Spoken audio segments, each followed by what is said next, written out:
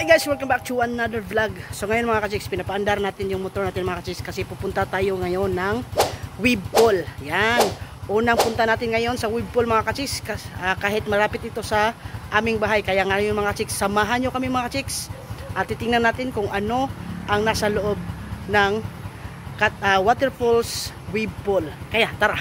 Yan guys, andito na tayo sa entrance. Yan, nasa entrance na tayo mga ka-chicks. So pasok tayo doon mga ka-chicks kasi mag-aantay din tayo ng mga kasama natin at itutour ko na rin kayo sa loob mga ka-chicks kung ano yung nasa loob nito. Kaya samahan nyo ako mga ka-chicks, tara. So yan mga ka-chicks, andito na tayo mismo sa loob mga ka-chicks at may mga parkingan intended sa mga sasakyan, yan mga private vehicle, ayan dito sa loob mga ka-chicks. So yan yung gate entrance at saka yung exit, yan entrance dito sa mga malalaki 150 tapos 75 sa mga bata. So ito yung nasa loob mga ka-chicks, kaya tara. So medyo maulan-ulan ngayon mga ka-chicks, no? So from entrance mga ka-chicks, papasok tayo dito. So makakita tayo dito parang parang nasa labas din mga ka-chicks, may sila, may roundabout. So dito may mga pathway din, pwede tayong maglakad papunta doon mismo sa pool. Tapos dito yung parkingan. Yan yung parkingan mga ka-chicks. Yan, malawak yung parkingan nila kaya no need to worry na mga ka-chicks. So dito tayo, titingnan natin yung sa loob nila. So may mga available din na buildings, for sure. Andito yung may mga palitan ng washing room or CR. Ka-chicks, yan, may mga conference room din sila.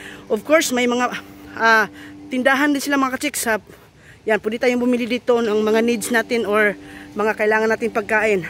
So, syempre, may mga din sila mga ka-chicks. So, life vest. Yan, may mga life vest. Yan. So yan, dito tayo mga ka-chicks, no? Dito tayo sa unahan. Tara. Yan, daan na tayo dito sa pathway mga ka-chicks. So, malaki yung area mga ka-chicks. Yan. Malaki yung area. Yan. Ito mga ka-chicks, oh. Yan, free kuhanin lang siya ng tubig mga ka-chicks.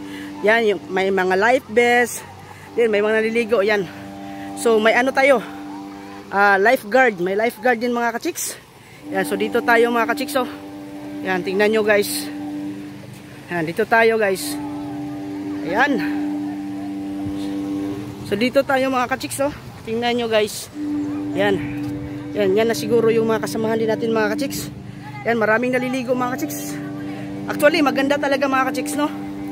Yan, so ito yung makikita natin sa paligid mga ka-chicks, oh. So, first punta ko pa lang dito. First impression ko, napakaganda ng lugar. Parang social na social talaga mga ka-chicks. Parang nasa ibang bansa tayo. Yan, may mga available na mga pwede natin rentahan dito mga ka-chicks. Yan, mga tent. Yan, may mga malalaking tent din mga ka-chicks, oh, na pwede pagrentahan sa mararaming tao. Yan, pang maramihan to mga ka-chicks.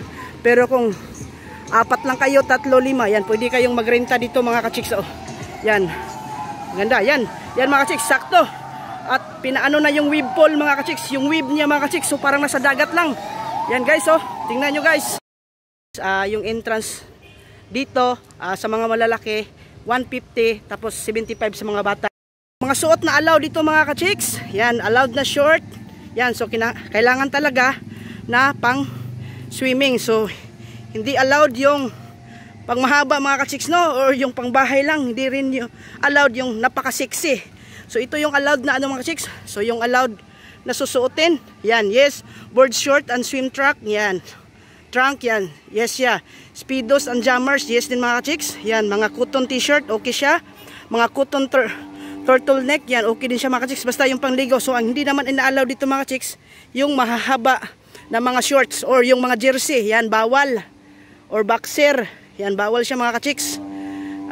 Nose covering face mask, bawal din. Yung compression short, yan, bawal mga ka-chicks. Yan. So, maulan ngayon mga ka-chicks, no? So, nalibot ko na kayo sa buong lugar mga ka-chicks. Grabe. First impression ko talaga mga ka-chicks. Napakaganda mga ka-chicks. Lalo na yung pa-release na yung wave mga ka-chicks nung tubig. Grabe, the best. Hindi ka kayo maaano sa binabayad yung mga ka-chicks. Yan. Sa lahat ng gustong pumunta dito mga ka-chicks, nasa located dito sa Barangay Waterfalls, Kapatagan, Lanao del Norte mga ka-chicks. Yan. Sa gilid lang siya ng Cathedral Falls. Yan, sa falls mismo mga ka-chicks, sa gilid lang dito. So kung dadaan kayo papunta Pagadian Road mga ka-chicks, may paano dyan, kaliwa, liko lang kayo kaliwa, tapos dire-diretso lang mga ka-chicks, makikita nyo tong lugar na to. Maraming salamat sa lahat ng mga support nyo, sa palaging pag-like at share sa mga video ina-upload natin. Ingat tayong lahat mga ka-chicks, and God bless everyone. Paalam.